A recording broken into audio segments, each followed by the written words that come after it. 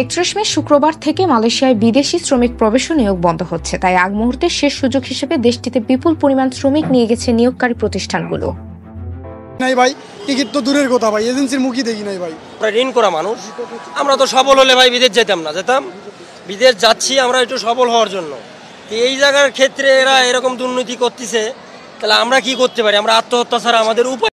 অভিযোগ রয়েছে বিদেশ থেকে শ্রমিক আনার পর তাদের বিমানবন্দর থেকে পুনর্বাসন করছে না নিয়োগকারী প্রতিষ্ঠানগুলো, ফলে নতুন করে আসা শ্রমিকদের অনেকেই আটকা পড়ে আছেন বিমানবন্দরে, সেখানে এখন তিল ধারণের ঠাঁই নেই। গত কয়েকদিনে মালয়েশিয়ায় আসা হাজার হাজার শ্রমিকের বেশিরভাগই বাংলাদেশি। তাদের যেসব চাকরির লোভ দেখিয়ে মালয়েশিয়ায় নিয়ে আসা হয়েছে, অনেক ক্ষেত্রে তা হয়তো ভুয়া, তারা প্রতারণার ফাঁদে পড়তে পারেন। শ্রমিক অধিকার কর্মীরা সংবাদ মাধ্যমকে জানিয়েছেন, দালালরা ভুয়া চাকরির লোভ দেখিয়ে বাংলাদেশি শ্রমিকদের মালয়েশিয়ায় নিয়ে আসতো। এখনো টিকিট পাইনি। বগুড়া থেকে রওনা দিলাম ঢাকা শহরে।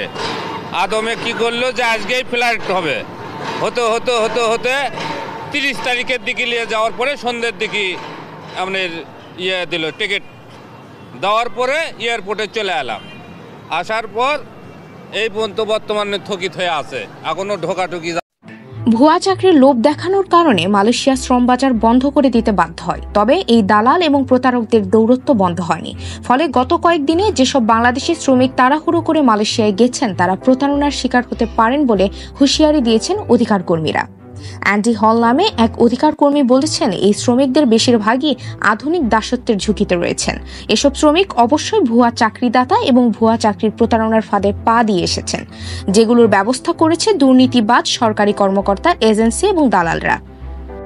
ভুয়া এজেন্সি ও দালালের মাধ্যমে স্বপ্ন ভঙ্গ হয়েছে হাজার হাজার মানুষের। টিকিট না পাওয়ায় এবং দেশটিতে যাওয়ার সময়সীমা শেষ হয় স্বপ্ন ভঙ্গ হয়েছে মালয়েশিয়ায় কর্মী হতে ইচ্ছুক প্রায় 32,000 বাংলাদেশের।